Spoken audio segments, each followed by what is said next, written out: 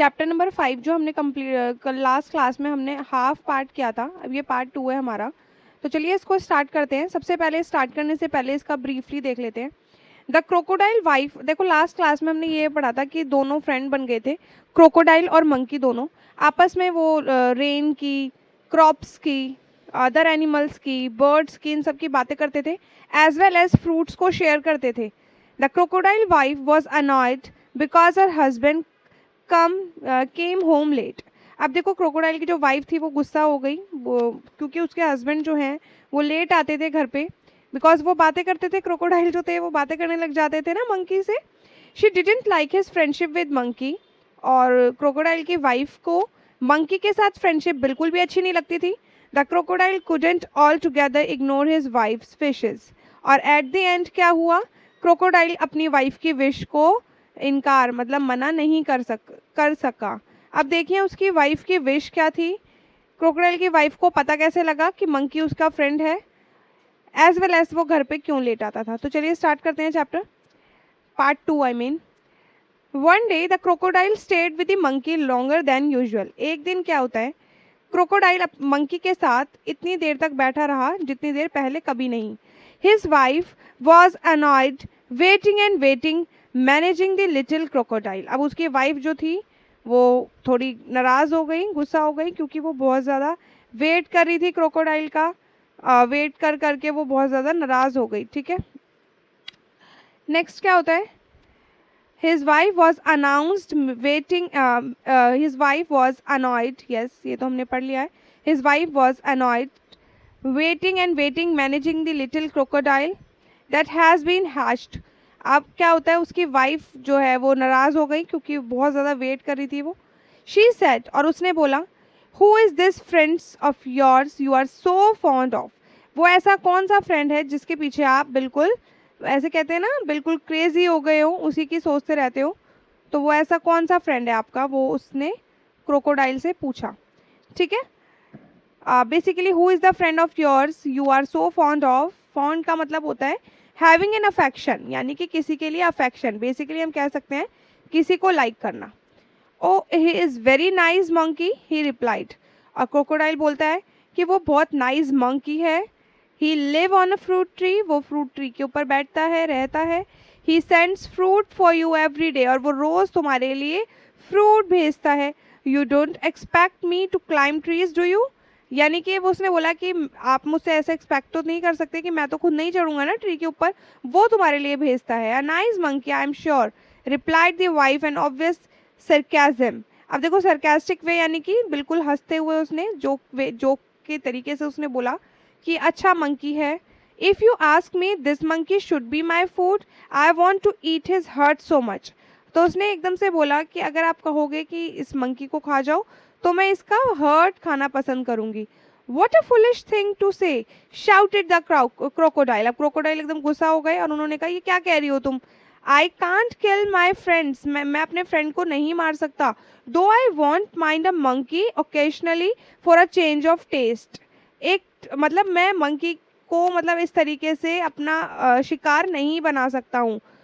ठीक है, you bring him here ordered the wife, और वाइफ ने बोला कि नहीं तुम्हें उसे लाना ही पड़ेगा। I want to see him so you can eat him never declared her husband.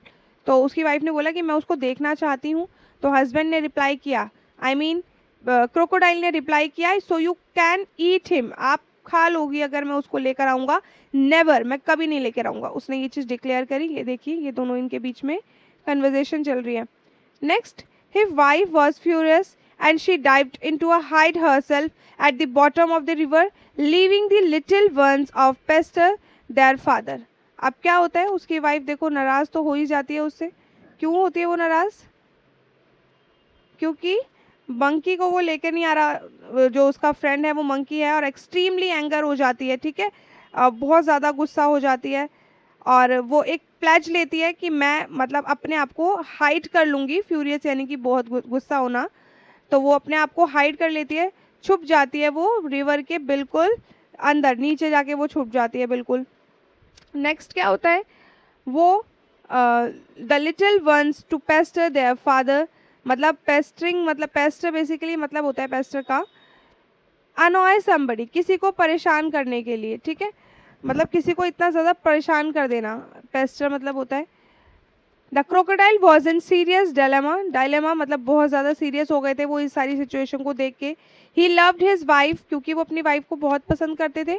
Was very fond too of his friend too, और अपने फ्रेंड के लिए भी बहुत सच्चे थे। Finally he decide to be on the side of his wife, finally उन्होंने बहुत ज़्यादा कोशिश करी कि वाइफ को मना लें, बट वो वाइफ नहीं मानती है। वो कहती है कि नहीं, मुझे तो वो मंकी का हर्ट ही खाना है, उसे लेके आइए तभी मैं मानूंगी। ये सारी चीज़ें उनके आपस में उनकी कन्वर्जेशन होती है, and at the end crocodile को अपनी वाइफ की बात एज यूजुअल माननी पड़ती है।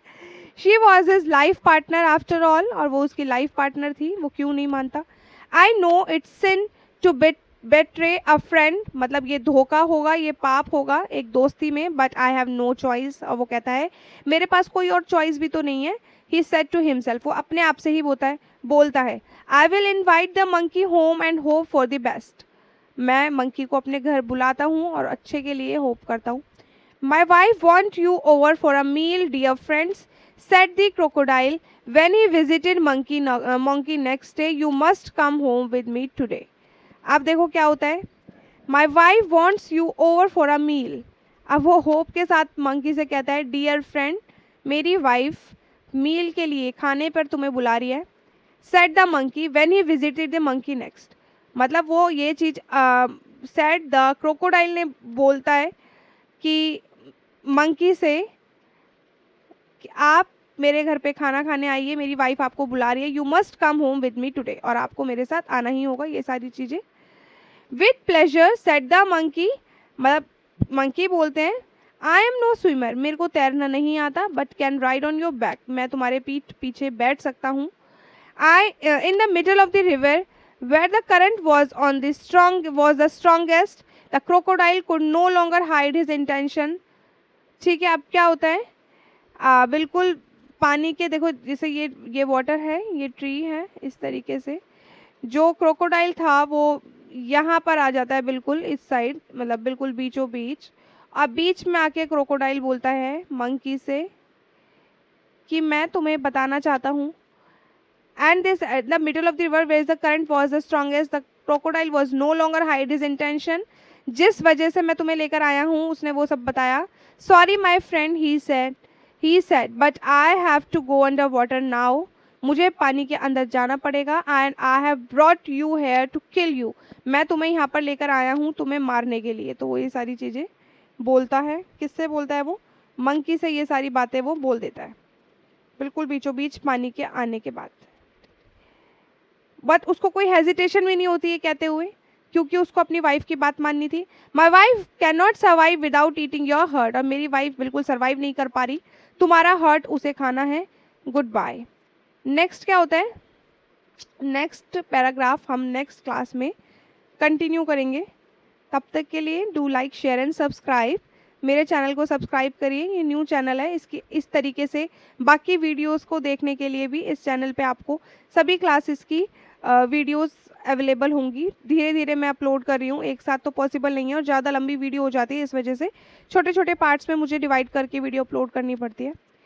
तो अगर आपको इस रिलेटेड कोई भी डाउट हो तो आप मुझे कमेंट में लिख सकते हैं, और इसके क्वेश्चन आंसर्स मैं आपको लेटर ऑन प्रोवाइड करूँगी। बाकी पार्ट 3 हम नेक्स्ट क्लास में कंटिन्यू करेंगे। तब तक के लिए do like share and subscribe.